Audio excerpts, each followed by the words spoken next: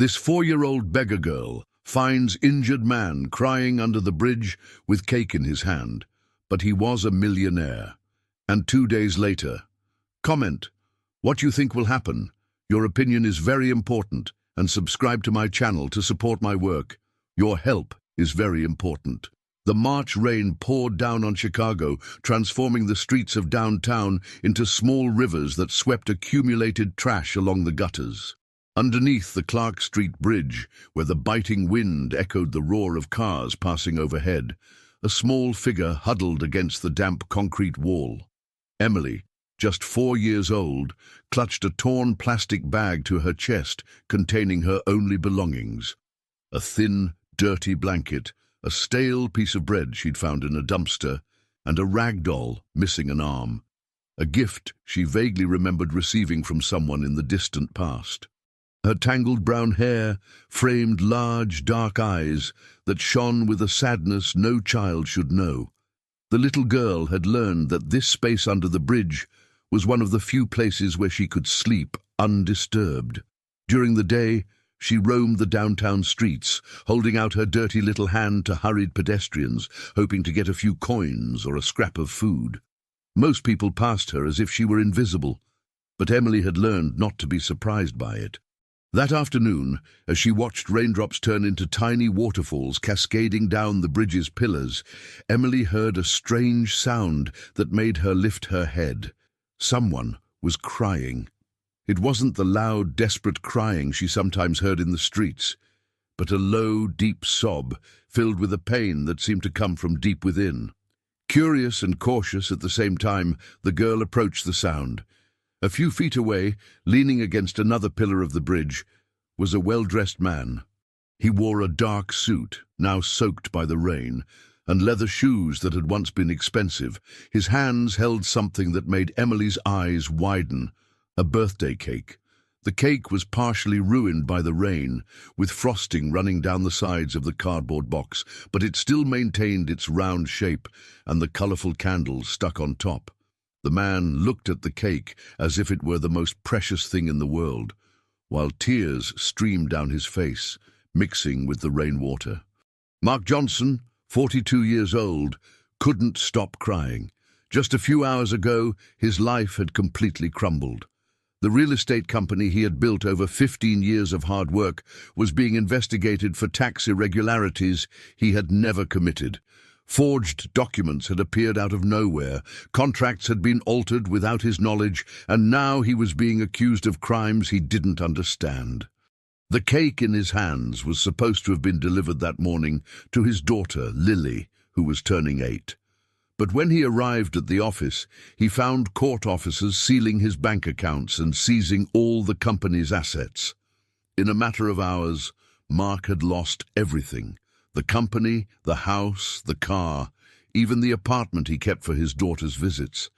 Patricia, his ex-wife, had refused to receive the cake when he called explaining the situation. "I don't want you near Lily under these circumstances," she had said coldly, before hanging up the phone. "I'm going to consult my lawyer about suspending your visitation until this is resolved." Now, with nowhere to go and carrying the only symbol of his failed attempt to be a present father, Mark found himself under a bridge, wet and lost, not knowing how he had gotten so far from home or how long he had walked aimlessly through the streets of the city. That's when he felt a small presence beside him. He looked down and saw a girl who couldn't be more than 4 years old, with dirty, torn clothes, watching him with an expression of concern that contrasted with her fragile appearance. "Are you sad?" Emily asked with her thin voice, tilting her head to the side. Mark blinked several times, trying to process the situation. A street child was asking about his well-being when he, an adult, should be taking care of her. The irony of the situation almost made him laugh, if it wasn't so painful. "I am," he replied simply, not knowing what other words to use. Emily looked at the wet cake in his hands and then at the man's face marked by sadness. Without saying anything, she opened her plastic bag and took out the stale piece of bread she had saved. It was her meal for that day, maybe for the next 2 days, depending on how lucky she was begging. "Want some?" she offered, extending the bread towards him. It's a little old, but you can still eat it. The generosity of that child, who clearly had much less than he did and still offered the little she possessed, hit Mark like a punch to the stomach. He looked at the cake in his hands, completely ruined by the rain, and then at the girl who patiently waited for his answer. "Actually," he said, trying to control his choked voice, "I have this here. How about we share?" Emily's eyes widened at the sight of the cake. It had been a long time since she had seen a sweet, let alone a whole cake. Even ruined by the rain, it seemed like the most wonderful thing in the world to her. The two sat side by side on the cold concrete of the bridge, sharing pieces of the wet cake and stale bread, while the rain continued to fall around them.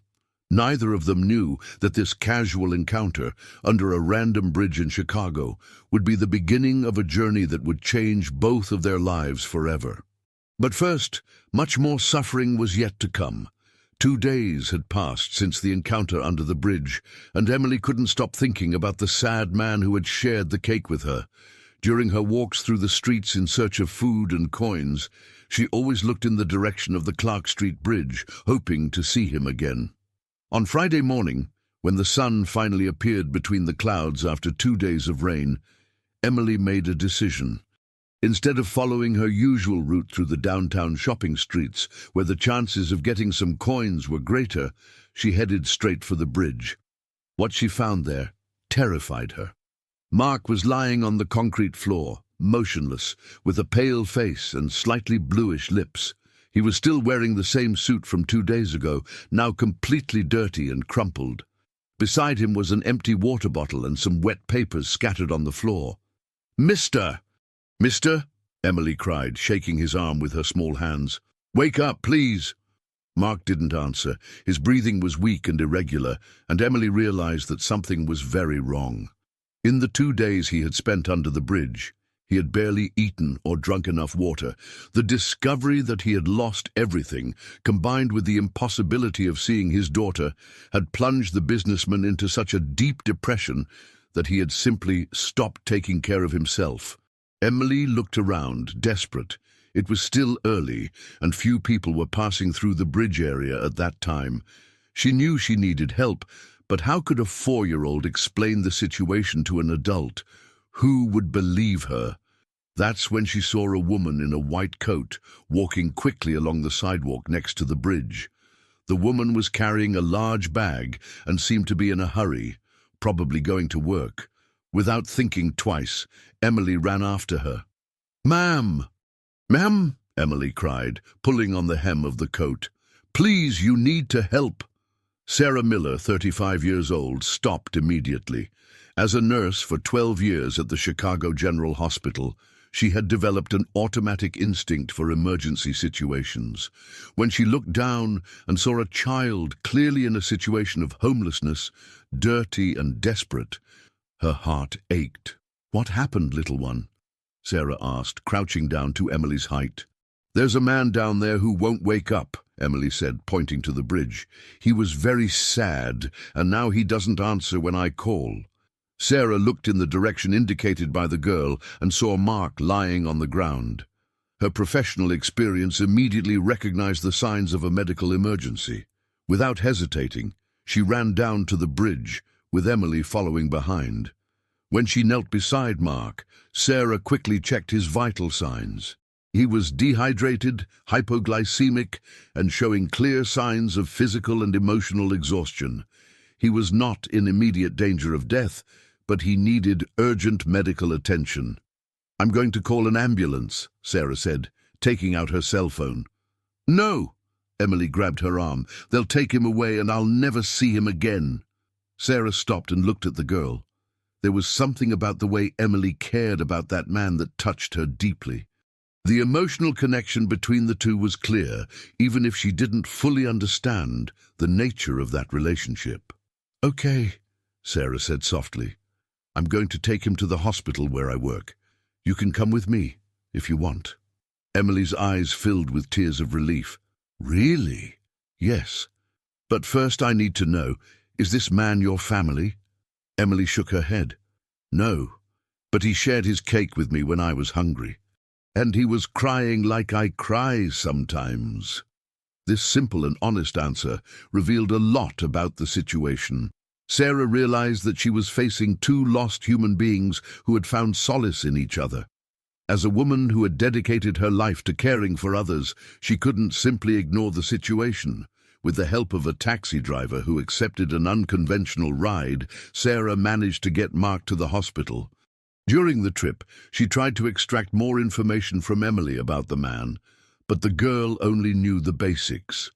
That he was very sad, that he had lost something important, and that he had a daughter he couldn't see. At the hospital, while Mark received IV fluids and underwent basic exams, Sarah found herself facing a dilemma. As a nurse, she knew she should contact social services about Emily. As a human being, she saw a child terrified of losing the only person who had shown her kindness in a long time. When Mark finally woke up a few hours later, the first thing he saw was Emily sitting next to the bed, holding her rag doll, and watching him with concern. "Are you okay?" she asked timidly. Mark tried to sit up, still dizzy from the effects of dehydration. "Emily, where are we?" "The lady in white brought you to the hospital," Emily explained. "I was afraid you would leave like my mom did." The painful innocence of that statement hit Mark hard. He realized that in his despair he had almost abandoned not only himself, but also this child who had cared enough to seek help. It was at that moment that Sarah entered the room, carrying medical reports and a serious expression on her face. "Mr. she began, realizing that she didn't even know his name. Mark Johnson," he replied, his voice still weak. "Mr. Johnson, I need to know what your situation is. Do you have family, someone we can contact?" Mark closed his eyes, reality returning like a painful wave. "I have no one. I lost everything 2 days ago. My company, my house, even the right to see my daughter." "And you?" Sarah turned to Emily. "Where are your parents?" "I don't have any," Emily replied simply. "I only have myself." Sarah felt the weight of the situation. Two completely lost people, without resources and without family, who had found an unexpected emotional connection. As a healthcare professional, she knew she should follow the protocols. As a human being, she knew that separating these two people at that moment would be cruel. "Mr. Johnson," she said finally, "you need a place to stay and recover. And you, Emily, need proper care. I have a proposal." Mark looked at her expectantly, while Emily held tighter to her doll. "The hospital is looking for a cleaning assistant for the night shift.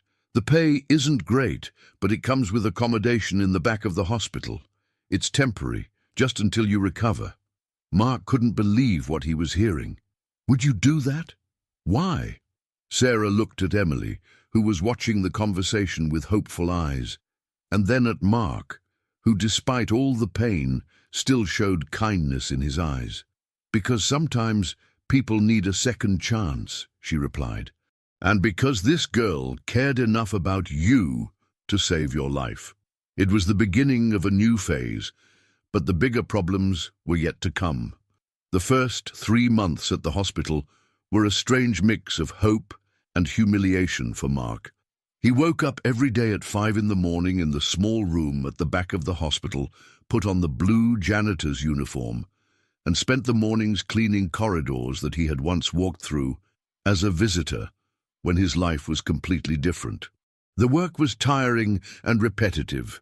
Scrubbing floors, cleaning bathrooms, collecting hospital waste, and disinfecting surfaces were not activities for which he had prepared during his years of college and career building. But Mark found that physical work had an almost therapeutic effect. It kept his mind occupied and gave him a purpose, even if simple. Emily became a constant presence in his new routine. Every day, in the middle of the afternoon, she appeared at the hospital. Officially, she came to visit her friend, as she told any employee who asked. In practice, she had found a safe place where she could stay for a few hours a day, where there were clean bathrooms, drinking water, and people who didn't shoo her away. The girl sat on the bench in the main hallway and watched Mark work. Sometimes she drew on scraps of paper that the employees gave her, always figures of people holding hands or houses with many windows. Other times she simply talked to him while he cleaned. "Why did you lose your house?" she asked one afternoon, watching Mark mop the floor. "Someone lied about me," Mark explained, trying to find words a 4-year-old could understand. "They said I did bad things that I didn't do. And your daughter, why doesn't she come see you?" That question always hurt. Her mom won't let her. She doesn't think I'm a good person right now. Emily was thoughtful for a moment. "But you are good. You share food with me and you never yell." The girl's innocence always touched Mark deeply. In a world that had turned against him, Emily was the only person who saw him without judgment. Sarah had also become an important presence in both their lives. During her breaks, she checked on how Mark was adjusting to the job and always brought a snack for Emily. The nurse had developed a special fondness for the girl, and it wasn't uncommon to see her combing Emily's hair or helping her wash up in the hospital bathroom. "Have you thought about trying to get your company back?" Sarah asked Mark during one of these breaks, while the three of them shared sandwiches in the small employee lounge. "Every day," Mark replied, the bitterness evident in his voice. "But I don't have money for lawyers. I have no way to prove my innocence. Who's going to believe a janitor's word against that of established businessmen?" "Maybe there's a way," Sarah said thoughtfully. "Do you remember exactly what happened in the days before everything fell apart?" Mark ran a hand through his hair, trying to organize the painful memories. "Robert, my partner, had taken on more responsibilities in recent months, said I was working too hard and needed to rest. I started signing fewer documents, attending fewer meetings. And when did you discover the irregularities?" "The day everything happened. The investigators showed up with documents I had never seen, contracts with my signature on deals I never participated in." Emily, who was listening to the conversation without fully understanding, asked a simple question. "Did your friend Robert betray you?" The direct way the child put the question made Mark stop and think. "I think so, Emily. I think so." It was the end of the 3rd month when the situation took an alarming turn. Jessica Davis, a social worker, 28 years old, showed up at the hospital on a Thursday afternoon, carrying a folder full of documents and a determined look on her face. "I need to talk about the situation of the minor, Emily," she said to Sarah after introducing herself. Sarah felt her stomach tighten. "What situation?" "We've received reports that there's a homeless child frequenting this hospital. I have an order to locate her and place her in a suitable shelter." "But she's fine here," Sarah protested. "She has food, showers, affection." "Ms. Miller, with all due respect, a hospital is not a place for a child to live. She needs specialized care, formal education, a stable environment." When Emily arrived for her daily visit and saw Jessica talking seriously with Sarah, she instinctively hid behind a pillar. She had learned to recognize people who represented authority, and they never brought good news to children like her. Mark, who was vacuuming the hallway, noticed Emily's strange behavior and approached. "What's going on?" he asked softly. "The lady wants to take me away," Emily whispered, tears beginning to form in her eyes. "She talked about a shelter. I don't want to go to a shelter." Mark's heart raced. In the last 3 months, Emily had become much more than a casual friend. She had become his family. The idea of losing her was unbearable. "I'm not going to let that happen," he promised, dropping the vacuum. Mark headed over to where Sarah and Jessica were talking, interrupting the discussion. "Excuse me for intruding," he said, trying to keep his voice steady. "I heard you're talking about Emily." Jessica assessed him from head to toe, noting the janitor's uniform and the simple appearance. "And you are?"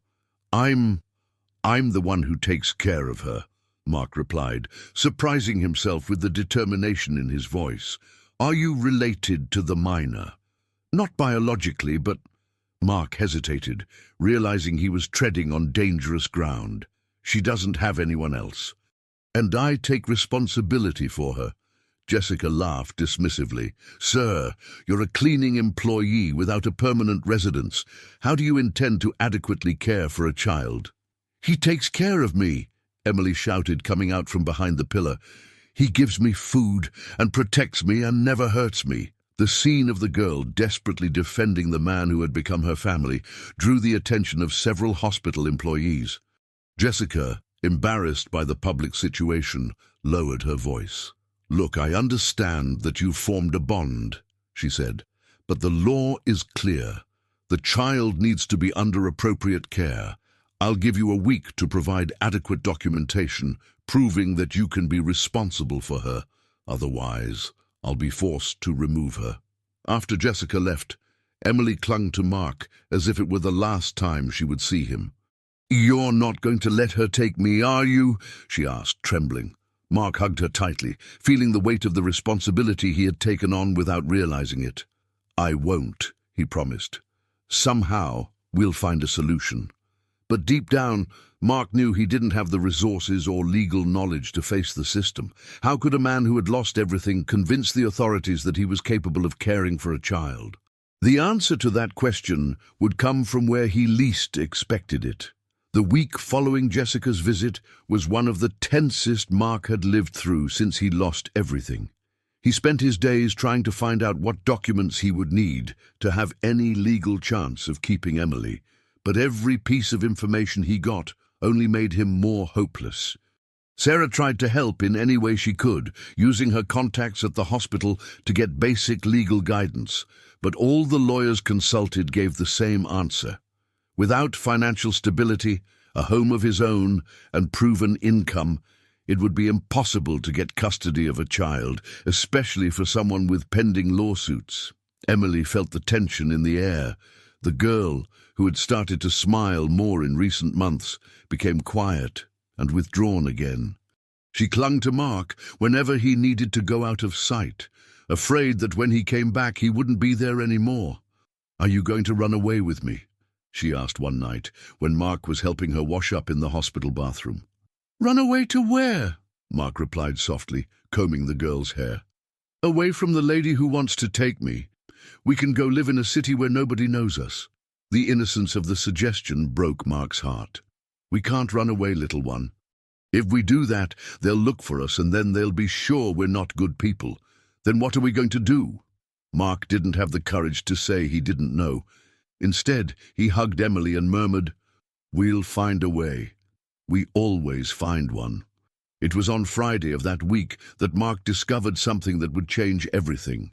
He was cleaning the hospital's record room when he overheard a phone conversation that made him stop immediately. No, Robert, I told you I can't speed up the process anymore, said a female voice he recognized as Jessica's. The child is well cared for. There are no signs of abuse. Mark hid behind a file cabinet, trying to hear better. I understand your urgency with the Clark Street Bridge project, but I can't just invent an emergency. What do you mean, problems with my brother? What problems? There was a long pause, during which Mark could only hear one side of the conversation. Robert, that's blackmail. All right. I'll see what I can do to speed up the removal of the girl, but I can't guarantee anything. When Jessica hung up the phone, Mark stood paralyzed, trying to process what he had heard. Robert, the same name as his ex-partner, Clark Street Bridge project, exactly where he and Emily had met. And Jessica was being pressured to remove Emily from the area. It couldn't be a coincidence. Mark waited for Jessica to leave the room and then hurried off to find Sarah. The nurse was finishing her shift when he intercepted her in the hallway. Sarah, I need to tell you something very important, he said, clearly agitated. What happened? You're pale. I just overheard Jessica talking on the phone with someone named Robert. They're plotting something against Emily. Sarah frowned. Robert? That name is familiar. Isn't that your ex-partner? Exactly. And she mentioned a project at the Clark Street Bridge. Sarah, I think all this is connected. Connected how? Mark took a deep breath, organizing his thoughts. What if Robert not only sabotaged me, but is also behind the pressure to remove Emily? What if there's something in the bridge area that he wants to clear out? Sarah was silent for a moment, processing the possibility. This is very serious, Mark. If it's true, we need proof. I know. But I don't know how to get it. It was at that moment that an unexpected voice joined the conversation. I can help you. Both turned and saw Dolores Rodriguez, 52 years old, the night shift janitor. Dolores was a discreet woman who had always been kind to Mark, but they had never talked about personal matters. Dolores, did you hear our conversation? Sarah asked. I did, and I need to tell you something important. Dolores looked around to make sure no one else was listening. Before I worked here at the hospital, I worked as a secretary at a construction company. The owner was Robert Carvalho. Mark felt like he had been punched. Robert Carvalho? You know my ex-partner? If he's a tall man, about 45 years old, always very well dressed and with a small scar on his forehead, then yes, I know him. And I know things about him that you need to know. Sarah and Mark exchanged glances, realizing they might have found the key to solving all their problems. What kind of things? Mark asked. Dolores sighed deeply. Robert isn't the honest man he appears to be.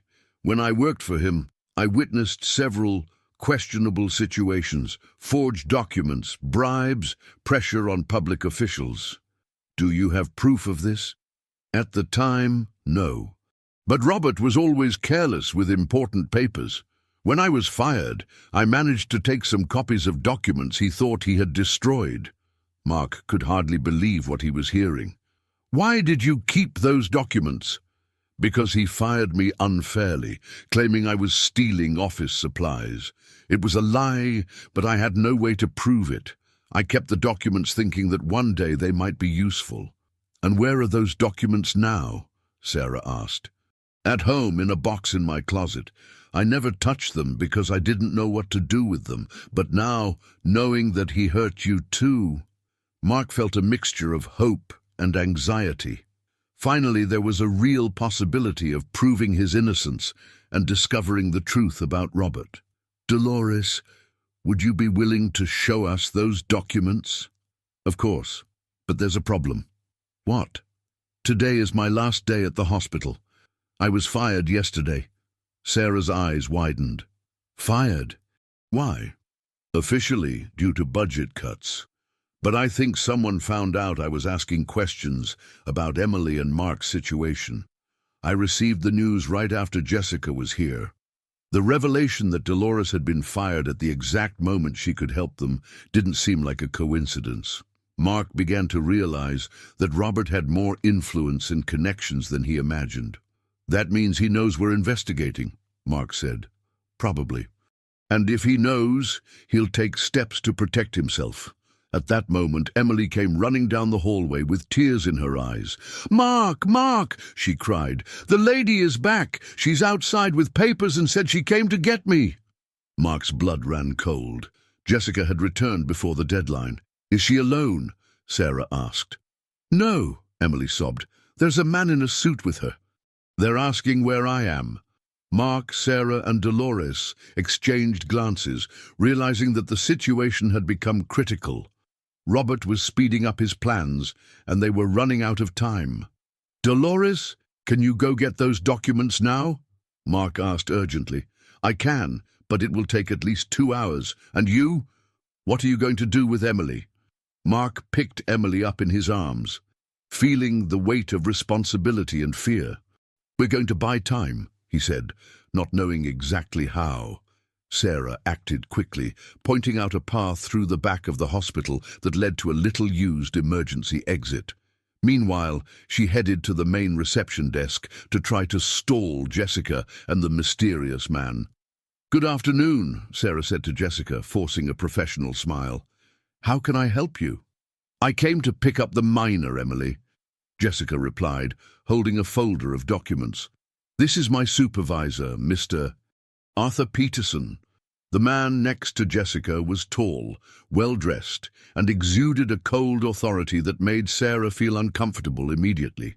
There was something in his eyes that didn't match the supposed concern for a child's well-being. "The child is not here at the moment," Sarah said, trying to remain calm. "She usually arrives later." "We don't have time to wait," Arthur interrupted. "We have information that the minor is in immediate danger. We need to locate her now." "Immediate danger? What kind of danger?" Jessica hesitated before answering, clearly uncomfortable. "We've received reports that the man who associates with her may have a criminal record." Sarah felt anger rising in her chest. "A criminal record? Based on what evidence?" "That's none of your concern," Arthur said coldly. "We're competent authorities dealing with child protection." "Where is the child?" While this confrontation was taking place at the reception desk, Mark carried Emily through the back hallways of the hospital, his heart pounding. The girl clung to his neck, trembling with fear. "Where are we going?" she whispered. "To a safe place until we figure this out," Mark replied, though he wasn't sure where that place would be. They arrived at the employee parking lot, where Dolores was waiting for them next to an old but well-maintained car. "Get in," she said urgently. "I'll take you to my house while I get the documents." During the drive, Dolores explained more details about her experience working for Robert. "He's always been obsessed with a specific project in the downtown area," she said, driving through the streets of Chicago. "He talked about building a gigantic commercial complex, but he always ran into legal issues related to the area." "What kind of issues?" Mark asked. "The Clark Street Bridge area is considered a historic landmark. There are strict construction limitations, but Robert was convinced he could get around those limitations through contacts in City Hall." Mark began to understand the scope of the problem. "He wants the area cleared so he can push for the project to be approved." "Exactly. And a child living on the streets in the area damages the image he wants to create of urban revitalization." Emily, who was listening to the conversation without fully understanding, asked a question that struck at the heart of the matter. "Why doesn't the bad man like me?" Dolores looked at the girl in the rearview mirror. "It's not that he doesn't like you, honey. It's that you represent an obstacle to his plans." Dolores's house was simple but cozy, located in a working-class neighborhood of the city. She took Mark and Emily into the living room while she went to get the box of documents she had kept all these years. When she returned, she was carrying a cardboard box full of papers organized into makeshift folders. "Here's everything I managed to save," she said, dumping the contents onto the living room table. Mark began to examine the documents, and what he found left him stunned. There were forged contracts, receipts for suspicious payments, copies of correspondence between Robert and public officials, and most importantly, project sketches for the Clark Street Bridge area dating back 3 years, long before Robert had officially discovered his interest in the region. "Dolores, this proves that Robert had been planning to sabotage me for years," Mark said, his voice trembling with anger and relief. "Look here. He already had architectural plans for the project before we even proposed the partnership." "And there's more," said Dolores, pointing to a specific folder. "These are copies of emails between Robert and someone named Arthur Peterson discussing social cleansing in the area." The name made Mark's blood run cold. "Arthur Peterson? He's with Jessica now at the hospital." "Then my firing wasn't a coincidence," Dolores muttered. "They found out I knew too much." At that moment, Dolores' phone rang. It was Sarah, and she sounded desperate. "Dolores, they left the hospital, but I managed to overhear part of the conversation. They're going to look for you in all the obvious places. And there's more. I found out that Arthur Peterson isn't a supervisor of anything. I looked up the name, and he's a project manager at Robert's company." The revelation confirmed what everyone already suspected. The pressure on Emily had nothing to do with genuine child protection, but rather with business interests. "Sarah, we got the evidence," said Dolores. "Documents that show Robert's entire scheme. But now We need to know how to use this information. There's a problem, Sarah said. I just got a call from a colleague. Jessica obtained an emergency court order for the immediate removal of Emily. They can use law enforcement if necessary. Mark felt the world collapse again. Even with the evidence, they wouldn't have time to go through the necessary legal procedures before Emily was taken. What are we going to do? He asked, looking at the girl who was sitting on the floor, innocently playing with some colored papers that Dolores had given her. We're going to use the only advantage we have, said Dolores with determination. They don't know that we know who Arthur really is. How does that help us? Because now we can play their game, Dolores explained. I'm going to call Robert pretending I want to blackmail him. I'm going to say I have compromising information and I want money to keep quiet. That's very dangerous, Mark protested. It's risky, but it's our only chance to buy time and possibly make Robert incriminate himself even further. As they discussed the strategy, Emily approached Mark, carrying a drawing she had made with the colored papers. Look what I did, she said proudly. The drawing showed 3 figures holding hands, a man, a woman, and a small child, under a rainbow. It was simple, but it perfectly conveyed what Emily most desired, a family. It's very beautiful, Mark said, hugging her. Is that us 3? Yes, you, me, and Aunt Dolores, because now we're a real family. The innocence and hope in Emily's voice gave Mark the strength he needed. He looked at Dolores with renewed determination. Let's do it, he said. Let's take down Robert once and for all. But none of them imagined that Robert was already one step ahead and that the next few hours would bring even more shocking revelations about the true connections behind this entire conspiracy. Dolores's plan was put into action that same afternoon. She called Robert pretending to be nervous, saying that she had kept compromising documents from the time she worked for him, and that now, being unemployed, she needed money. Robert, I need to talk to you urgently, she said on the phone, controlling her voice to sound desperate. I have some old materials that might interest you. Dolores? I didn't expect to hear from you again, Robert replied, clearly suspicious. What kind of materials? I'd rather not talk on the phone, but they're things you definitely wouldn't want to fall into the wrong hands, especially now that you're involved in that situation with the child and the bridge. There was a long silence on the other end of the line. Robert was clearly processing the implications. Where do you want to meet? He finally asked. At the coffee shop on Elm Street, at 8 o'clock tonight. And Robert, come alone. We don't want unnecessary complications. After hanging up, Dolores turned to Mark, who had listened to the entire conversation. He took the bait, she said. Now we need to prepare. Are you sure you want to do this? Mark asked. If he finds out it's a trap. Mark, this man destroyed your life, and now he's trying to separate you from Emily. It's past time someone stood up to him. As they planned the details of the meeting, Dolores's phone rang again. It was Sarah, and her voice was filled with urgency. Dolores, something terrible happened, she said. Jessica showed up at the hospital a little while ago in a state of shock. She was crying and said she can't take it anymore.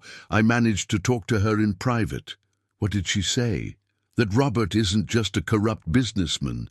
He's the brother of someone very close to her, and he's using personal information to blackmail her. Mark frowned. Whose brother? Sarah's answer left everyone in silence. He's her own brother. Robert is Jessica's brother. The revelation completely changed the dynamics of the situation. Jessica wasn't simply being pressured by a stranger, she was being manipulated by her own brother. That explains a lot, Dolores said slowly. How he got information about Emily so quickly, how he knew I was asking questions. Jessica was reporting everything to him, Mark finished, feeling a mixture of anger and understanding. But now she wants out of this situation, Sarah continued. She said she's willing to cooperate with us if we can protect her from the consequences. What kind of consequences? Robert has information about irregularities in her work, minor infractions that could ruin her career. He threatened to expose her if she didn't cooperate. Emily, who had been playing quietly in a corner of the room, approached Mark. "Is the lady's brother also bad?" she asked with her childlike curiosity. "The lady's brother is very bad," Mark replied, picking her up in his arms. "But we're trying to make him stop being bad. What if we asked the lady to talk to him? Sometimes when I was very sad, I wanted someone to talk to me." Emily's innocent suggestion gave Dolores an idea. "What if we took Jessica to the meeting with us?" she suggested. "If she confronts Robert personally, in the presence of witnesses—" "It's risky," Mark said. "Robert might react badly. All our options are risky. But if we can get Jessica to publicly admit that she was coerced, it would invalidate the court order against Emily." 2 hours before the scheduled meeting, Sarah arrived at Dolores's house accompanied by Jessica. The social worker was visibly shaken, with red eyes and trembling hands. "Thank you for giving me this opportunity," Jessica said as soon as she entered. "I know I made terrible mistakes." "You were being blackmailed," Mark said. "That doesn't excuse you completely, but it explains a lot." Jessica looked at Emily, who was hiding behind Dolores. Can I talk to her?" Jessica asked. Mark nodded, and Jessica crouched down to the girl's height. "Emily, I want to apologize for scaring you. I was trying to do something I thought was right, but I was wrong." Emily studied her with her big, serious eyes. "You're not going to try to take me away from Mark anymore?" "I'm not. In fact, I'm going to help you stay together." "Promise?" "I promise." The meeting at the coffee shop was scheduled for 8 o'clock at night, but at 7:30, Robert called Dolores, changing the location. "Change of plans," he said. "Let's meet in the parking lot of the mall on Halsted Street. It's more private." Dolores looked at the others, recognizing the intimidation tactic. An isolated parking lot at night was not the ideal place for a safe negotiation. "All right," she said, "but the conditions remain the same. I'm going alone." "Actually, you're not," Mark said firmly. "I'm not going to let you take that risk alone. Mark, if he sees you, he'll have to see me. It's time I faced Robert face to face." Jessica spoke up. "I'm going too. It's time to confront my brother and end this situation." At 8 o'clock at night, the 4 adults arrived at the mall parking lot, leaving Emily at the home of a trusted neighbor of Dolores. The place was almost empty, with only a few cars scattered and dim lighting. Robert was already there, leaning against a luxurious black sedan, accompanied by 2 men with intimidating appearances. When he saw Mark and Jessica along with Dolores, his expression changed completely. "What the hell is going on here?" Robert roared. "Dolores, you said you were coming alone." "Change of plans," replied Dolores, showing a confidence she didn't feel. "Just like you changed the location." Robert looked at Jessica with anger and disappointment. "Jessica, what are you doing here?" "You should be resolving the child's situation." "The situation has already been resolved, Robert," replied Jessica, her voice trembling but determined. "I'm not going to be your puppet anymore." "Puppet? I saved your career. I protected you from the consequences of your mistakes. You blackmailed me and forced me to persecute an innocent child for your shady business interests." Robert laughed dismissively. "Business interests? Dear sister, you don't understand anything. This goes far beyond money." "What are you talking about?" asked Mark, stepping forward. Robert glared at him with pure hatred. "You really think this is all just about some forged documents and a real estate project?" The way Robert spoke made everyone realize that there was much more behind the whole situation than they had imagined. Robert walked slowly towards the group, his eyes fixed on Mark with a disturbing intensity. "You want to know the truth, Mark? The truth is that I've always hated you," Robert said, his voice filled with a bitterness that seemed to have accumulated over years. "From the first day we met in college." "Robert, what are you talking about?" asked Mark, genuinely confused. "We were friends." "Friends?" Robert laughed dismissively. "You were never my friend. You were the golden boy, the one who got everything easily. High grades, recognition from teachers, respect from colleagues, while I had to work twice as hard to get half of what you had naturally." Dolores exchanged a worried glance with Sarah. The conversation was taking a much more personal and dangerous turn than they had expected. "And when you invited me to be your partner," Robert continued, "I thought I'd finally have my chance to surpass you. But even in our own company, you were still the client's favorite, the visionary, while I was just the junior partner." "That's not true," Mark protested. "You were always treated as an equal in the company." "Equal?" Robert shouted, losing his composure. "You think I didn't notice how people talked? Mark's company, Mark's project, Mark's vision. I was just the partner who took care of the boring numbers." Jessica watched her brother with growing horror, realizing a side of him she had never seen before. "Robert, you're sick," she said. "This is obsession." "Obsession?" Robert turned to her. "No, dear sister, this is justice. Mark had everything in life: success, recognition, a perfect family. It was time for him to experience what it's like to lose everything." "So you really forged the documents," said Mark, the reality finally becoming clear. "You planned everything for years." "I planned every detail," Robert confirmed with sick pride. "I forged contracts, created evidence of irregularities, bribed auditors, and when the time was right, I activated everything at once. In a single day, I destroyed 15 years of your life." Dolores held tightly to the small recorder she had hidden in her pocket, making sure she was capturing every word of the confession. "But that wasn't enough," Robert continued. "I wanted to see you suffer completely. That's why I convinced your ex-wife to take your daughter away and deny your visits. I wanted you to lose not only your assets, but also your family." The revelation about Lily hit Mark like a stab wound. "You manipulated Patricia, lied to her about me. It wasn't hard. I told her you were involved in illegal activities, that it wasn't safe to let Lily near you. A mother desperate to protect her child believes anything."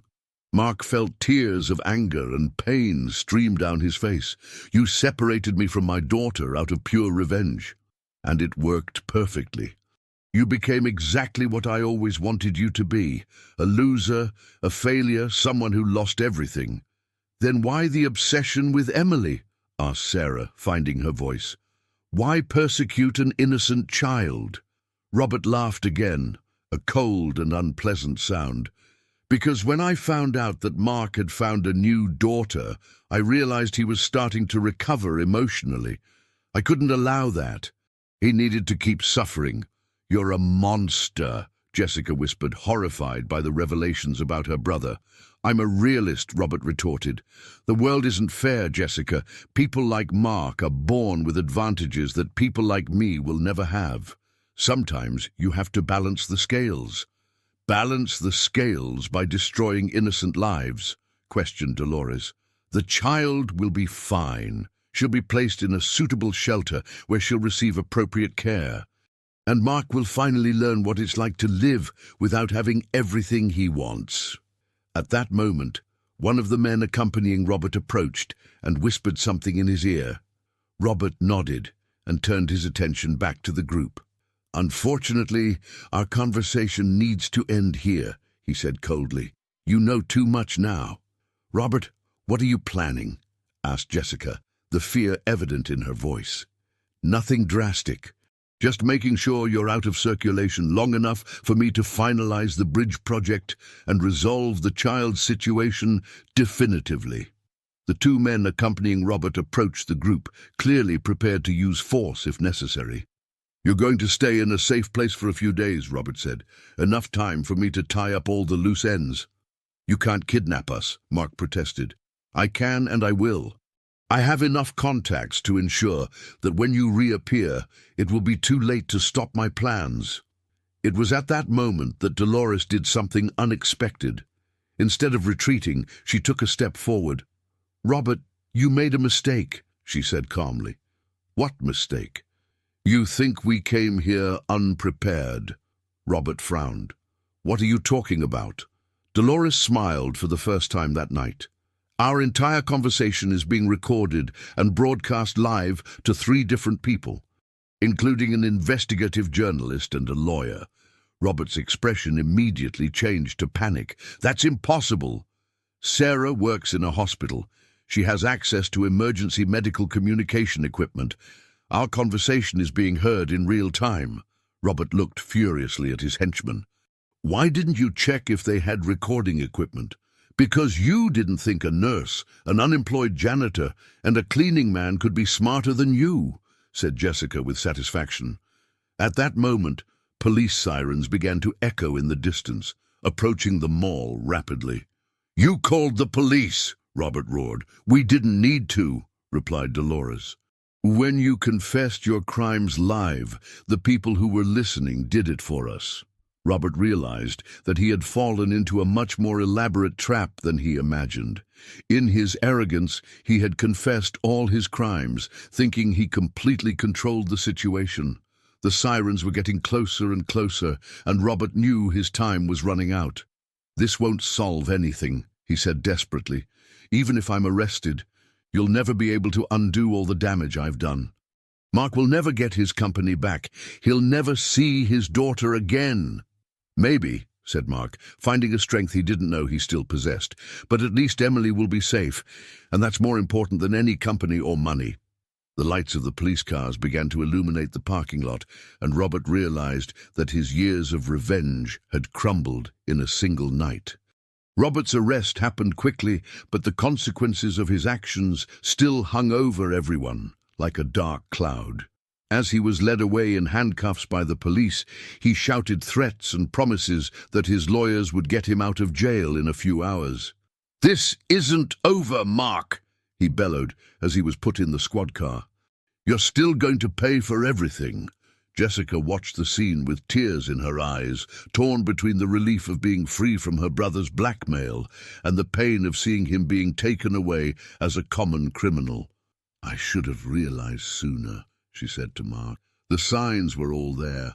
His obsession with you, the way he talked about the company, how he got angry when someone praised your work. None of us could have predicted this, replied Mark, putting his hand on her shoulder.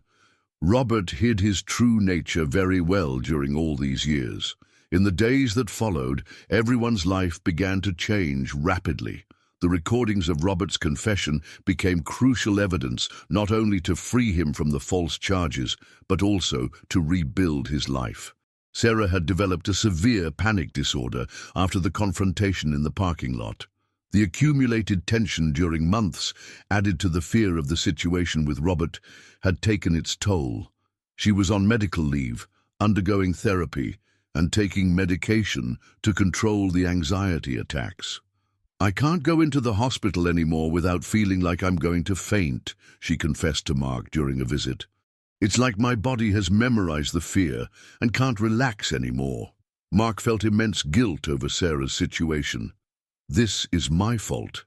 If I hadn't dragged you into this situation, no, she interrupted firmly. I chose to help you, and I'd do it again, even knowing the price I'd pay. Meanwhile, Emily was facing her own battles. The girl had developed an intense fear of authorities after the whole situation with Jessica and Robert. Anyone in a suit or uniform made her run and hide behind Mark. She'll be fine, assured the child psychologist that Dolores had gotten through contacts in the community. Children are resilient, but traumas like this leave marks. It will take time for her to feel safe again. It was during one of these consultations that a shocking discovery came to light. The psychologist, after talking extensively with Emily about her life before meeting Mark, discovered something that would change everything again. Mr. Johnson, she said after a particularly long session with the girl, I need to talk to you about something important that Emily told me. What is it? Asked Mark, worried. About her mother. Emily isn't an orphan as we thought. Mark's world stopped for a moment. What do you mean? Her mother abandoned her when she was 3 years old, but she hasn't passed away. According to Emily, her mother was always sleeping a lot and saying strange things. These are typical signs of chemical dependency. But Emily always said her mother had died. Children of that age often confuse abandonment with death. For her, when her mother stopped appearing, it was as if she had died. But there's more. The psychologist showed some drawings that Emily had made during the sessions. She drew the house where she lived before the streets.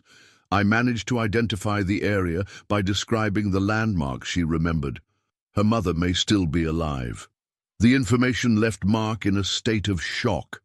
During all these months, he had assumed that Emily was completely orphaned, but now he discovered that she might have a biological mother alive. "What does this mean for us?" he asked, fearing the answer. "It means that if the mother is alive and can prove that she's rehabilitated, she can claim custody of the child."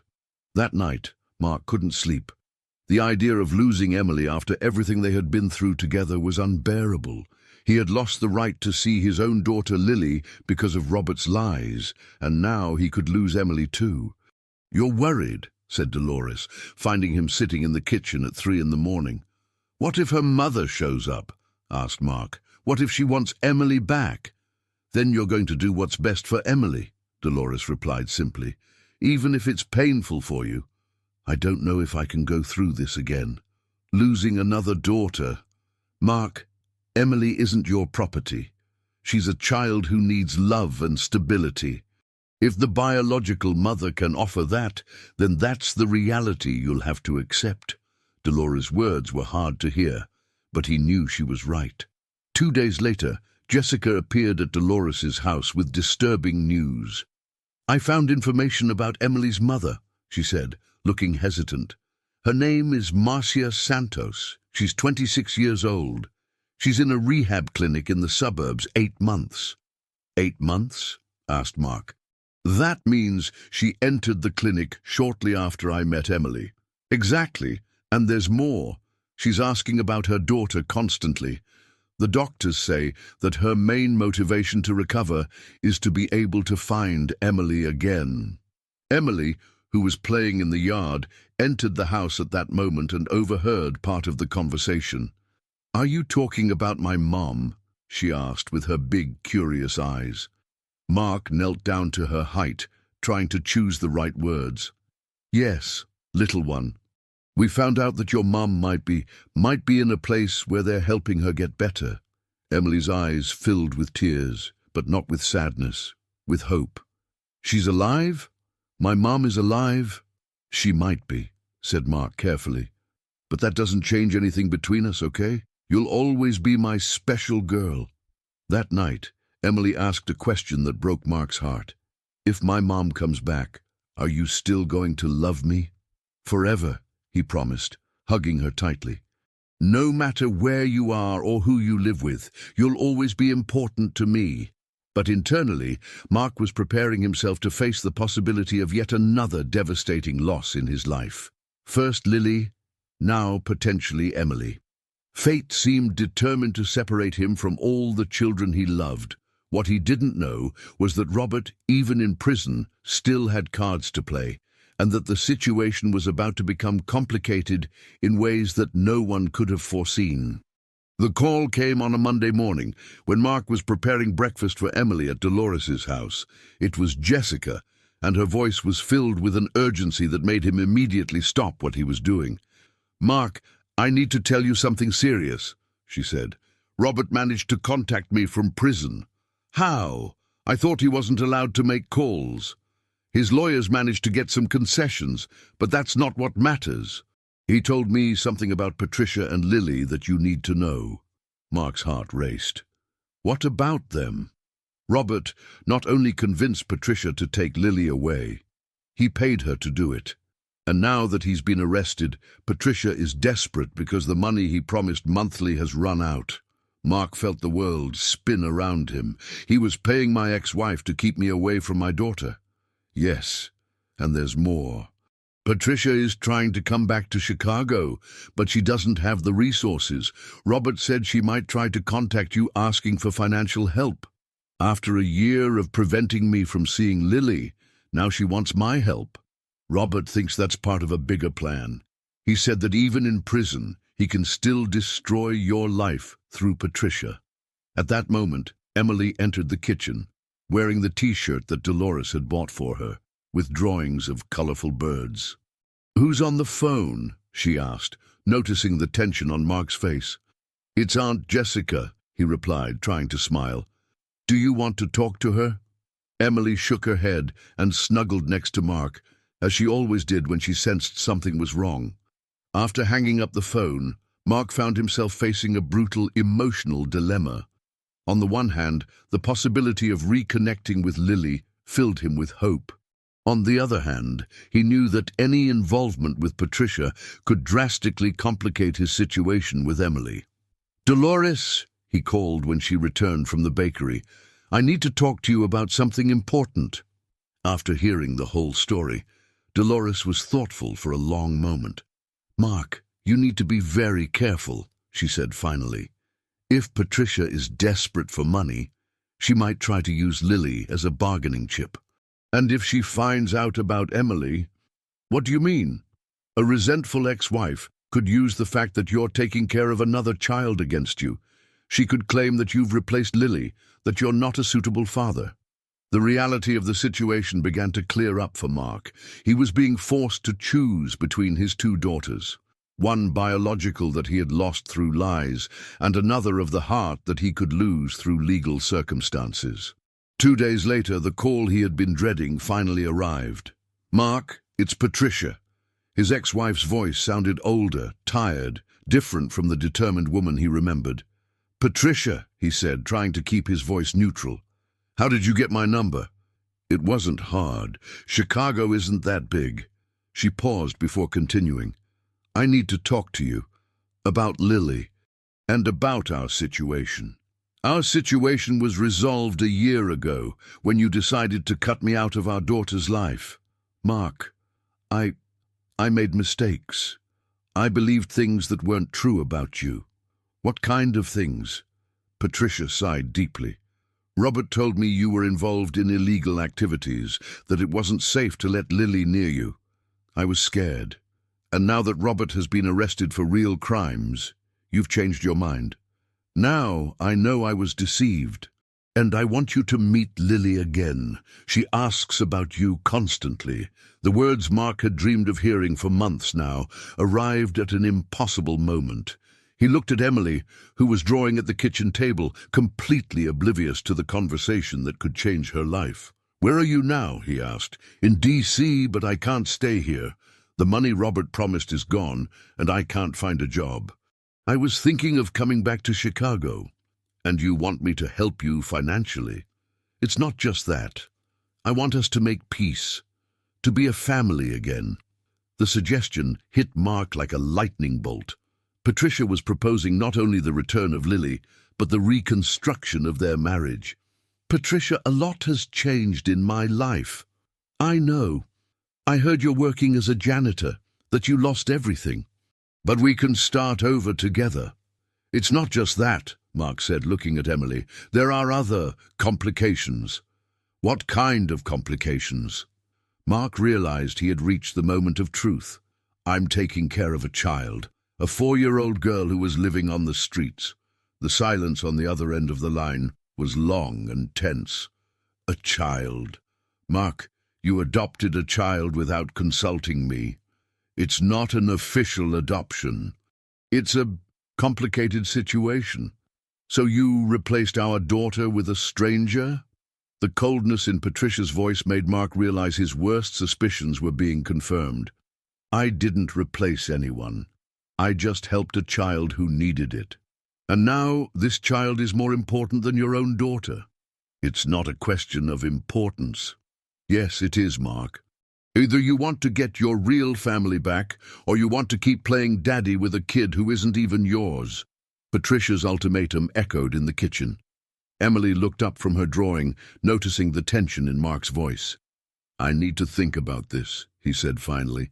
"There's nothing to think about. If you want to see Lily again, if you want us to be a family, you need to resolve this situation with the other child first." After he hung up, Mark sat in silence, the weight of the impossible choice crushing his shoulders. "Are you sad?" Emily asked, approaching him. "A little," he admitted. "Is it because of your real daughter?" Emily's simple question revealed that she had understood more of the conversation than he imagined.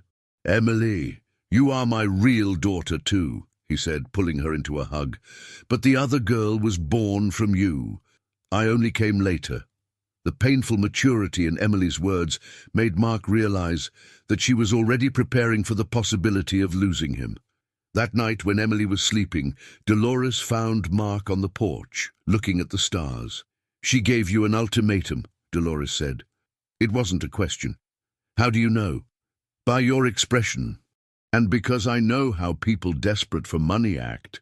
What do I do, Dolores? How do I choose between two children I love?" "Maybe that's not the question," she said softly. "Maybe the question is, which of the two really needs you now?" The answer to that question would be more complicated than Mark imagined, especially when he discovered that Robert still had one last trick to pull, even from behind bars. The following week brought a series of events that tested the emotional limits of everyone involved.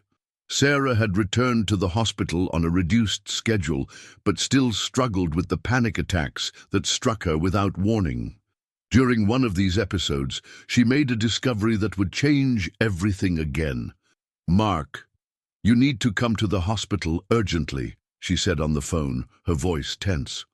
"I discovered something about Emily's mother." When Mark arrived, he found Sarah in the employee break room, surrounded by papers and looking visibly shaken. "What happened?" he asked. "I used my contacts to investigate Marcia Santos's situation at the rehab clinic," Sarah explained. "And I discovered that she's not just recovering, she's being pressured by someone to sign documents." "What kind of documents?" "Documents for permanent relinquishment of parental rights over Emily." Mark felt his blood run cold. "Who is pressuring her?" "A lawyer named Arthur Peterson." The name sounded familiar, and Mark quickly remembered. It was the same man who had accompanied Jessica to the hospital months ago, the fake supervisor who actually worked for Robert. "Robert is still manipulating the situation from prison," Mark said, anger growing in his voice. "Exactly. He wants to make sure Emily is legally an orphan, so he can use it against you somehow." "How?" Sarah showed some papers she had obtained.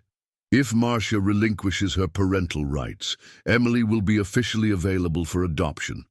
But since you don't have proven financial stability, I wouldn't be able to adopt her," Mark completed, understanding the diabolical plan. "And Robert probably has someone ready to save her from the situation, someone who can use it to show how irresponsible you are." At that moment, Mark's phone rang. It was Patricia again. "Mark, I need to tell you something," she said, her voice filled with urgency. "A lawyer contacted me offering financial help if I testify that you are not a suitable father." "Let me guess, Arthur Peterson." "How do you know?" "It's a long story." "What else did he say?" "That you are illegally taking care of a street child, that this proves your mental instability, and that Lily would be at risk if she came back to you." Mark realized that Robert had orchestrated a perfect plan to use Emily's situation to prevent him from getting Lily back, while simultaneously ensuring that he would lose Emily too. "Patricia, this lawyer works for the man who framed me. Don't believe anything he says." "But Mark, what if he's right? What if you really aren't prepared to take care of children?" The doubt in Patricia's voice revealed that she was being manipulated again, just like before. When Mark returned home, he found Emily playing in the yard with Dolores. The girl had made a new drawing, a small figure surrounded by several larger figures, all with sad expressions. "What is this, little one?" Mark asked. "It's me in the middle of all the adults who are fighting over me," Emily replied with devastating simplicity. "Why does everyone get sad when they talk about me?" The question hit Mark hard. In an attempt to protect Emily, the adults around her had created an atmosphere of constant tension that the child felt deeply. "No one is fighting over you," Dolores said, kneeling next to the girl. "We're all trying to figure out the best way to keep you safe and happy. "But I'm already safe and happy," Emily said. "Why isn't that enough?" That night, after Emily fell asleep, the three adults gathered in the kitchen to discuss the situation. "We can't continue like this," Dolores said. "The pressure is affecting the girl. She's losing the smile she had regained." "But what can we do?" Sarah asked. "Robert can manipulate us even from prison." "We have to go straight to the source," Mark said with determination. "I'm going to visit Marcia Santos at the clinic." "Are you sure?" Dolores questioned. "What if she decides she wants Emily back?" "Then I'll accept it," Mark replied, surprising both of them. "Because the only thing that matters is Emily's well-being. And if she's better off with her biological mother, then that's what should happen." The trip to the rehab clinic in the suburbs was tense. Mark had decided to take Emily with him, against everyone's advice, because he felt she had the right to participate in decisions about her own life. "Where are we going?" Emily asked during the drive. "We're going to meet a very important person," Mark replied. "Someone who loves you very much and is trying to get better so she can take care of you." "Is it my real mum?" "It might be." Emily was quiet for a moment, processing the information. "What if she wants me to go away with her?" "Then you'll decide what's best for you." "But I don't want to choose between you," Emily said, tears beginning to form in her eyes. "Why do I have to choose?" The question revealed the cruelty of the situation. A 4-year-old child was being forced to make decisions that even adults couldn't easily make. When they arrived at the clinic, Mark was greeted by the director, a kind woman named Dr. Cecilia Mendonça. "Mr. Johnson, we appreciate your visit," she said. "Marcia has been talking about finding her daughter constantly. It has been her main motivation for recovery." "How is she?" "Much better. She's been clean for 8 months, actively participating in therapy and showing significant progress. But she's being pressured by legal issues that we don't fully understand. A lawyer has been visiting her, insisting that she sign documents she refuses to read." "Arthur Peterson?" "Exactly. Do you know him?" "Unfortunately, yes." Dr. Cecilia led Mark and Emily to an internal garden of the clinic, where a young woman was sitting on a bench reading a book. When she looked up and saw Emily, the book fell from her hands. "My little one," Marcia whispered, tears instantly welling up in her eyes. "My little Emily." Emily hid behind Mark, watching the woman who was her mother but also a stranger. Marcia was younger than Mark expected, only 26, but she carried in her eyes the mark of someone who had been through a lot of suffering. "Emily," Mark said softly, "this is your mother, Marcia." "Hi," Emily said timidly. "You've grown so much," Marcia said, controlling her emotions so as not to scare her daughter. "You're so beautiful, so healthy." "Mark takes good care of me," Emily said, still clinging to his leg. Marcia looked at Mark with deep gratitude. "Thank you," she said. "Thank you for taking care of her when I couldn't." What happened next surprised everyone and would change the course of the entire situation. Instead of claiming Emily immediately, as everyone expected, Marcia did something completely unexpected. She knelt in front of her daughter and said softly, "Emily, I need to ask you for forgiveness. When you were little, I was very sick and couldn't take care of you properly. I had to go away to get better." "Why were you sick?" Emily asked with her innocent curiosity.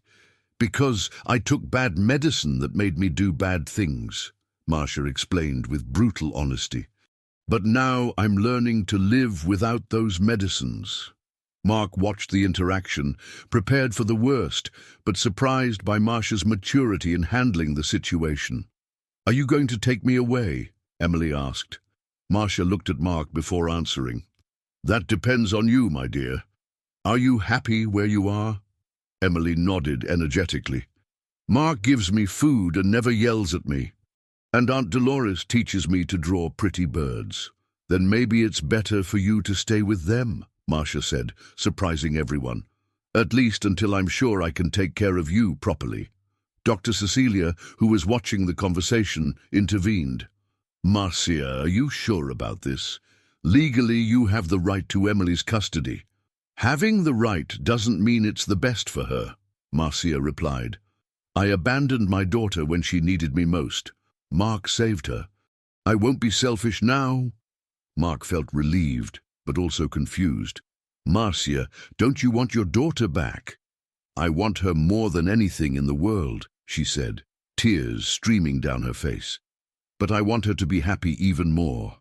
And from what I see, you're giving her something I couldn't. Stability. It was at that moment that Dr. Cecilia revealed crucial information about the pressure Marcia was under. Marcia, tell Mr. Johnson about the lawyer's visits, she said. Marcia took a deep breath. A man named Arthur Peterson has been coming here for weeks, saying that if I don't sign some papers renouncing my rights to Emily, they'll prove I'm an unfit mother and prevent me from seeing her forever. And what else did he say? Mark asked. That Emily is being cared for by a criminal, someone who lost everything for being dishonest. He said that if I really love my daughter, I should save her from this situation. Mark realized that Robert was using even Marcia's maternal love as a weapon in his game of revenge. Marcia, I'm not a criminal. I was framed by the same man who is sending this lawyer to pressure you. I figured something was wrong, Marcia said, because Emily doesn't seem traumatized or scared. She seems loved. At that moment, Emily asked a question that touched everyone present deeply. Mom, can you visit us sometimes? Not to take me away, but just to talk?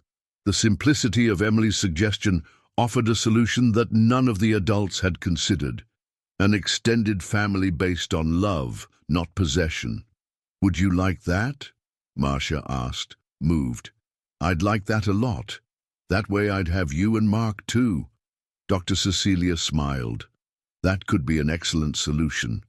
Marcia still has 3 months of treatment here, but she can receive regular visits. And when she leaves, she can gradually build a healthy relationship with Emily. When they returned to Chicago, Mark felt more hopeful than he had felt in months. But the feeling didn't last long. Upon arriving at Dolores' house, they found Patricia waiting at the door, accompanied by an 8-year-old girl that Mark immediately recognized. Lily, he whispered, his heart almost stopping. The girl looked at him with a mixture of joy and confusion. She had grown a lot in the past year, but still had the same expressive eyes that he remembered. Daddy, she said hesitantly. Mark knelt down and opened his arms, and Lily ran to him. The hug that followed was filled with an entire year of longing and pain. I missed you so much, he said, tears running down his face. Me too, Daddy. Why did you stop visiting me? Mark looked at Patricia over Lily's head. It's a long story, Princess. Patricia looked uncomfortable, clearly regretting some of her past decisions. Mark, we need to talk, she said. It was then that Lily noticed Emily, who was hiding behind Mark, watching the scene with big, scared eyes. Who is she, Daddy? Lily asked. This is Emily, Mark said carefully. She's very special to me. Lily studied Emily for a moment, and then did something surprising. She approached the smaller girl and said, Hi, I'm Lily. Do you want to play? Emily looked at Mark for approval, and when he nodded, she said timidly, I know how to draw birds. I like birds, Lily replied with a genuine smile. While the 2 girls entertained themselves with drawings at the kitchen table, Mark and Patricia talked in the yard. Patricia, what really brought you here? He asked. Guilt, she admitted, and fear. When Robert was arrested and I found out that everything he told me about you was lies, I realized how much I hurt our daughter by separating her from you. And now I want to fix things. I want Lily to have her father back. But not on your terms, Mark said firmly. Emily is part of my life now. If you can't accept that... Mark, look at them, Patricia interrupted, pointing to the kitchen window. Through the window they could see Lily helping Emily draw, both laughing at something the smaller girl had said. Lily is being a big sister naturally, Patricia observed. Maybe I was wrong about a lot of things. At that moment, Dolores appeared in the yard with a worried expression. "Mark, I just got a call from Jessica," she said. "Robert got bail. He's being released tonight." The news fell like a bomb on everyone. When Robert found out that his plans had failed, that Marcia had refused to sign the papers, and that Patricia was reconciling with Mark, his fury would be uncontrollable. "We need to get out of here," Mark said immediately. "All of us. Robert won't accept that he lost." "Where are we going?" Patricia asked. "To a place where he can't find us," Dolores replied. "I have a sister in Madison, Wisconsin. We can stay there until we figure out what to do." As they quickly packed some things, Lily asked Mark, "Daddy, are we running away?" "We're protecting ourselves," he corrected. "Sometimes when adults do bad things, other people need to stay safe." "Is Emily in danger too?" "We all are, but we'll take care of each other." Lily took Emily's hand. "Don't worry," she said to the smaller girl. "My daddy always protects the people he loves." It was almost midnight when the small group left Chicago, driving towards Madison in 2 cars. None of them knew that Robert was already free and had found out about Mark's visit to the clinic. The final battle was about to begin. Dolores' sister's house in Madison was small but cozy, with a large yard where Lily and Emily could play while the adults discussed the situation. Carmen, Dolores' sister, received the group without asking questions, instinctively understanding that it was an emergency. "You can stay as long as you need," she said, preparing mattresses in the living room. "But tell me what's going on." During the early hours, while the children slept exhausted from the trip and the day's events, the adults gathered in the kitchen to plan the next steps. "Robert won't give up," Mark said, looking out the window at the empty streets of Madison. "He spent years planning my destruction. He won't accept that he failed." "But now we have Patricia as a witness," Sarah argued. "She can confirm that she was manipulated by him." "And Marcia refused to sign the papers," Dolores added. "Without that, he has no way to claim that Emily is abandoned." Patricia, who had remained quiet during most of the conversation, finally spoke up. "There's something you need to know about Robert," she said, her voice filled with guilt. "Something I discovered in the last few days." Everyone turned to her, waiting. "He wasn't just paying me to keep Lily away from Mark. He was documenting everything, recording our conversations, keeping receipts of the payments, collecting evidence." "Evidence for what?" Mark asked. "To prove that you abandoned your daughter voluntarily. He wanted to build a case showing that you chose a street child instead of fighting for your own daughter." The revelation left everyone in silence. Robert had orchestrated an even more complex trap than they imagined. "That means that even if he is arrested again, he still has material to destroy your reputation," Dolores said. "And to use against me in any future adoption process," Mark completed, the reality of the situation becoming clear. That morning, the news got worse. Jessica called to report that Robert had hired a private investigator to locate the group, and that he had already discovered the connection with Madison. "You need to move again," she said urgently. "And Robert isn't alone. He managed to convince some former company employees that you stole important documents." "But we have the recordings of his confession," Sarah protested. "He's claiming that the recordings were edited, that they were taken out of context. He has lawyers working to invalidate the evidence." Mark felt despair take over him. Robert always seemed to be one step ahead, always with a new strategy to destroy him. It was then that Lily asked a question that changed everything. "Daddy, why does the bad man want to hurt our family?" Mark had tried to protect both girls from the darker details of the situation, but Lily, at 8 years old, was perceptive enough to understand that something serious was happening.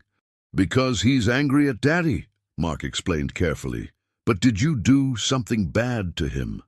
"No, Princess. Sometimes people get angry for no good reason." Lily was thoughtful for a moment. "Daddy, do you remember those papers that I saved when we left the old house?" Mark's heart raced. What papers? Some papers that you left in my room. I saved them because they had pretty drawings on the edges. Patricia turned pale. Lily, what papers are those? They're in my backpack. I'll get them. When Lily returned with a small folder, Mark almost fainted when he saw the contents. They were original company documents, authentic contracts that he had forgotten in the apartment he kept for Lily's visits, documents that proved his innocence beyond any doubt. My God, Dolores whispered, examining the papers. These are the original contracts. You can see where Robert tampered with the dates and values. How did Lily get these documents? Sarah asked. Patricia explained. When we left the city, I quickly packed Lily's things. She insisted on taking a folder that she said was important for Daddy. I thought they were just drawings. Mark hugged his daughter tightly. Lily, you may have saved everything. Really? She asked, proud. Really? But the joy was short-lived. Carmen appeared in the kitchen with a worried expression. There's a strange car parked down the street for an hour, she said. 2 men who keep looking at the house. Mark looked out the window and immediately recognized the same goons who had accompanied Robert in the mall parking lot. They found us, he said. We need to leave now. Where to? Patricia asked, clearly terrified. To the only place where Robert can't reach us, Mark replied with determination. We're going back to Chicago and facing him publicly. That's crazy, Dolores protested. He has lawyers, money, connections, and we have the truth, Mark said, holding the documents that Lily had preserved. And most importantly, we have something he never had, people who care about each other. The decision to return to Chicago was risky, but Mark knew that running indefinitely was not a solution. Robert would continue to pursue them until he got what he wanted.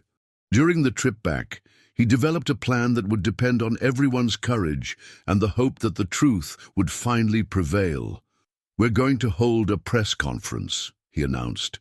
We're going to make the whole situation public. Robert may have money and lawyers, but he can't buy public opinion when it knows the facts. And what if it goes wrong? Patricia asked.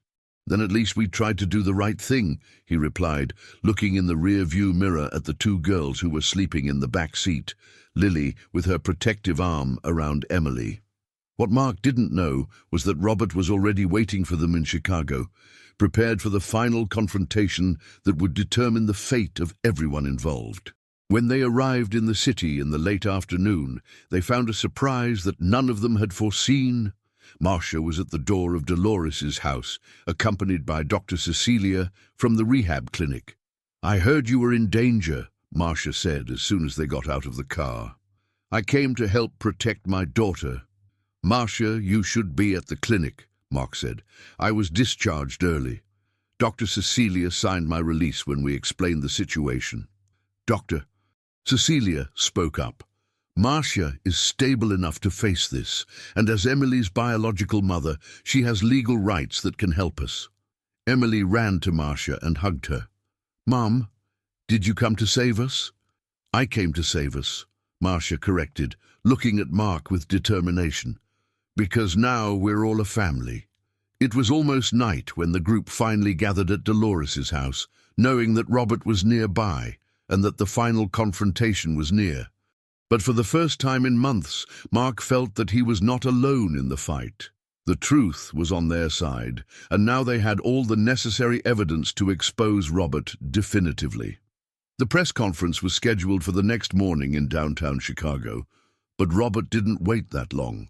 In the early hours, he appeared at Dolores's house accompanied by Arthur Peterson and 2 court officers, armed with a court order he had obtained through corrupt contacts. I came to get the minor Emily Santos, he announced when Dolores opened the door. I have a court order determining that she be placed under state protection until her legal situation is clarified. Mark appeared behind Dolores, carrying Emily in his arms. The girl had woken up with the noise and was clearly terrified. That order is illegal, Mark said. Marcia Santos is here and is the child's biological mother. Marcia Santos is a former addict unfit to care for a child, Arthur Peterson replied. and you are a criminal who is keeping the minor illegally." It was then that Marcia appeared, wearing simple but clean clothes with Dr. Cecilia by her side. "I am Marcia Santos," she said with a firmness that surprised everyone, "and I do not authorize them to take my daughter." Robert examined her with contempt. "You have no authority here. You are registered as a chemical dependent in treatment." "I was," Dr. Cecilia corrected, showing official documents. "Marcia received medical discharge yesterday. She is officially rehabilitated and fit to exercise her parental rights." Robert's expression changed as he realized that his plans had encountered an unexpected obstacle. "That changes nothing," Arthur Peterson said quickly. "The court order determines the removal of the child, regardless of the presence of the biological mother." "Based on what grounds?" asked a new voice. Everyone turned to see Jessica approaching, accompanied by a man in a suit that no one recognized. "This is Dr. Fernando Ribeiro, a public prosecutor specializing in children's rights," Jessica said. "He is investigating irregularities in the court orders related to this case." Dr. Ribeiro examined the documents that Robert presented. "This order was issued based on false information," he declared. "The judge who signed it was deceived about the facts of the case." "That's impossible," Arthur Peterson protested. "It's possible when someone presents forged evidence," Dr. Ribeiro replied, showing a folder. "We have recordings of your conversations with court employees, offering payments in exchange for judicial favors." Robert's face paled. For the first time, he seemed to have lost control of the situation.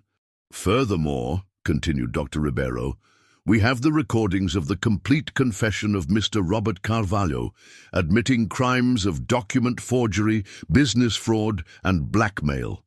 "Those recordings were taken out of context," Robert shouted, losing his composure.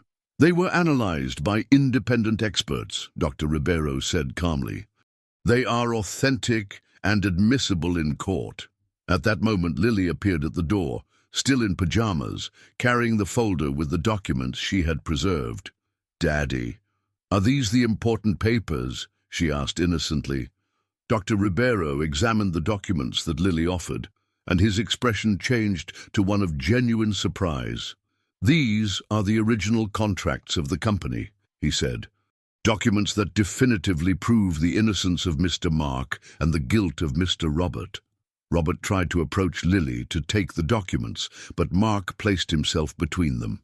"Don't touch my daughter," he said with a firmness that made Robert recoil. "Your daughter?" Robert laughed bitterly. "You abandoned your own daughter to play daddy with a stranger?" "I never abandoned Lily," Mark replied. "You manipulated my ex-wife to separate me from her. And Emily isn't a stranger. She's my daughter in my heart." Marcia spoke up, "and I fully authorize Mark to continue taking care of Emily. He gave her the love and stability that I couldn't offer." "This is ridiculous," Robert said desperately. "A family doesn't work like this." "Yes, it does," Lily said, surprising everyone with her maturity. "Daddy taught me that family is who loves and cares for each other. Emily is my sister now." Emily, who had been quiet in Mark's arms, finally spoke. "I don't want to go with the bad man. I want to stay with my family." Dr. Ribeiro smiled at the girl. "And you will stay, dear. No one will separate you."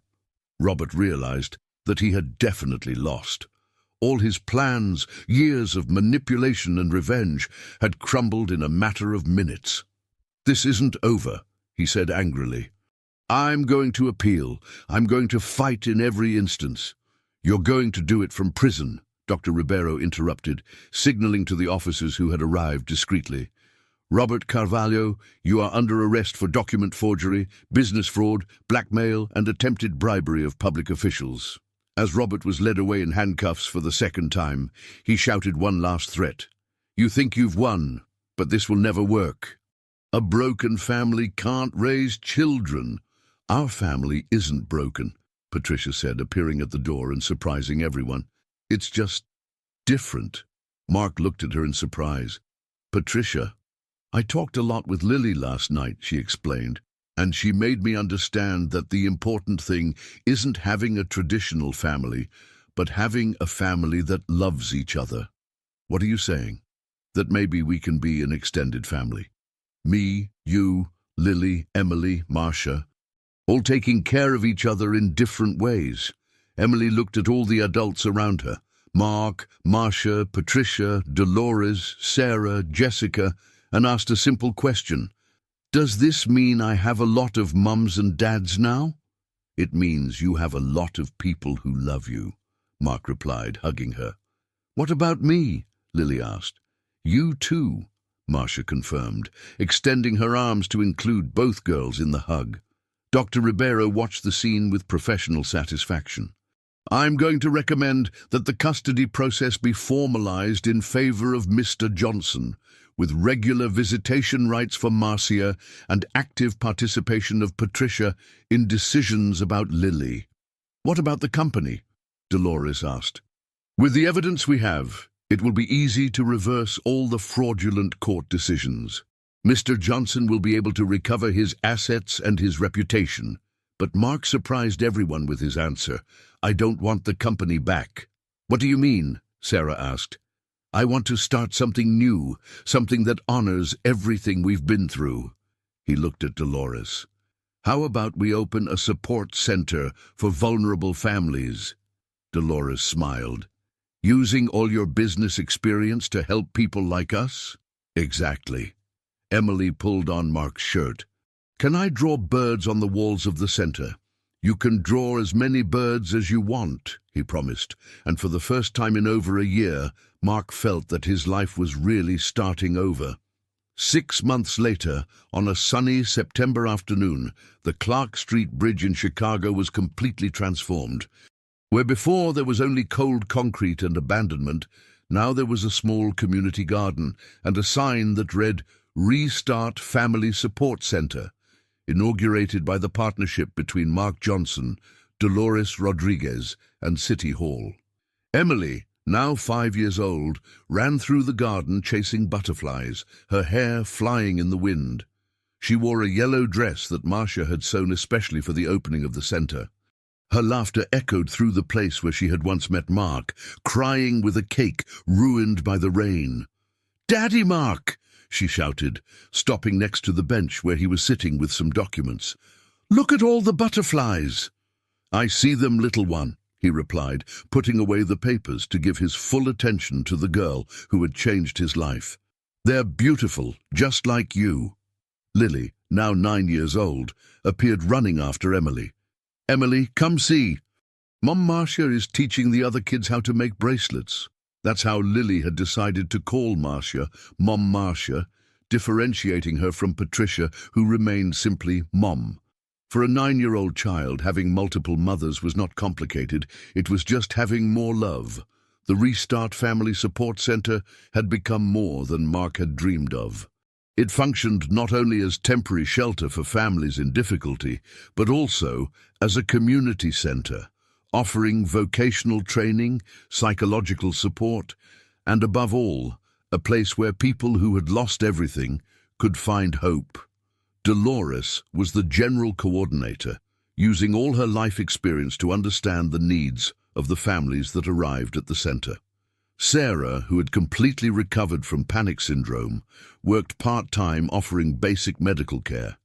Even Jessica had joined the team, using her experience as a social worker to navigate the bureaucratic complexities that families faced. "Mark, there's someone here who wants to meet you," Dolores said, appearing in the garden accompanied by a young woman who was carrying a small child. "This is Carla," Dolores explained. "She and her son are in the same situation that you were in a year ago." Carla looked at Mark with a mixture of hope and despair that he immediately recognized. "I heard that you understand, that you've been through something similar." "I have," Mark replied, standing up to greet her, "and I can guarantee you that there's always a way out, even when it seems like there isn't." "My husband abandoned us after I lost my job," Carla explained, tears starting to flow. "We've been living on the streets for 2 weeks." "You won't live on the streets for another day," Mark promised. "Dolores, prepare the blue room. And Carla, tomorrow we'll talk about job opportunities. I know several companies that are hiring. That's how the Restart Center worked. It not only offered shelter and food, but rebuilt entire lives. Mark had discovered that using his business experience to help people was much more rewarding than simply making money. That afternoon, as happened every Saturday, the extended family gathered for dinner. The table in the house that Mark had bought near the center was surrounded by beloved faces. Lily and Patricia, who now lived in Chicago and visited regularly. Marcia, who had gotten a job as a seamstress and lived in a small but own apartment. Dolores and Sarah, who had become the official aunts of the girls, and even Jessica, who had become a close friend after all the shared suffering. "Can I tell you some news?" Marcia asked, her eyes shining in a way that hadn't happened since before her battle against drugs. "Of course," Mark said, serving more juice to Emily. "I received a proposal to open my own sewing workshop. One of the mothers at the center offered to be a partner, and we got a small loan from City Hall." "Mom, that's wonderful!" exclaimed Emily, clapping her hands. "And there's more," Marcia continued, looking specifically at Mark. "I want it to be a workshop specializing in clothes for children in shelters and centers like ours. Children who deserve beautiful and colorful clothes, not just old donations." Mark felt his chest swell with pride. Marcia had not only completely recovered, but was channeling her gratitude into something that would benefit other families. "And I have some news too," Patricia said, surprising everyone. "I decided to move permanently to Chicago."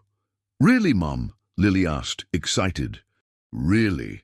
I found a job in the municipal education department, and, well, I realize that our family works best when we're all close."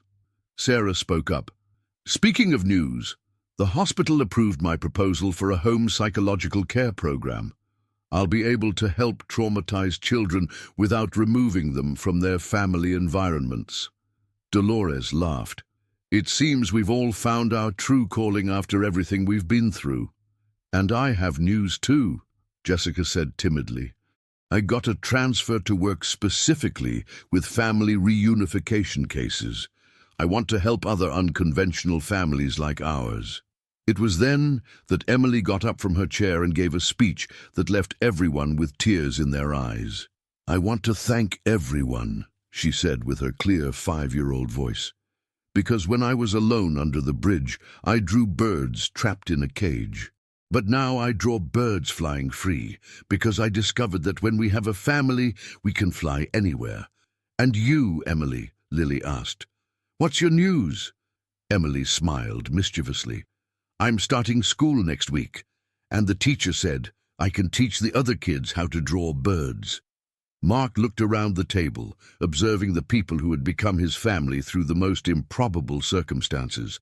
Robert, who had tried to destroy his life out of pure envy, had inadvertently created something much more beautiful than any company could be. After dinner, when everyone left, and only he, Emily, and Lily remained in the house, the two girls played in the yard while Mark tidied the kitchen. "Daddy," Lily said, appearing in the kitchen doorway, "can I ask you something?" "Of course, Princess." "Are you happy now? Happier than you were before, when you had the big company?" Mark stopped washing the dishes and thought about the question. A year ago he had money, social status, professional recognition. Today he had a simple house, a job that paid just enough to live with dignity, and a family that had formed through pain and overcoming. "I'm much happier," he replied honestly, "because I learned that having things isn't the same as having purpose." "And what's your purpose?" "Taking care of the people I love and helping other people find their own families." Emily ran into the kitchen. "Daddy Mark, come see, there's a shooting star." The three went out to the yard and looked at the night sky of Chicago. Indeed, a shooting star streaked across the dark sky. "Let's make a wish," Lily said excitedly. "What kind of wish?" Emily asked. "A wish that our family always stays together," Lily suggested. "But we're already a family," Emily said with the simple logic of a 5-year-old. "The wish has already been granted." Mark hugged the two girls, looking at the star that disappeared on the horizon. Emily was right. The wish had already been granted. Somewhere in the sky of Illinois, on a trajectory that had begun on a cold concrete bridge, a story of pain had definitively transformed into a story of love, redemption, and hope. The girl who once drew trapped birds had not only learned to fly, but had taught an entire family to do the same. And in that simple transformation of a child was contained all the magic of people who chose to love each other, of a love that healed deep wounds, and of a hope that proved to be stronger than any revenge. In the simple but love-filled house, an unconventional but deeply united family continued to write its story of happiness, one blessed day at a time.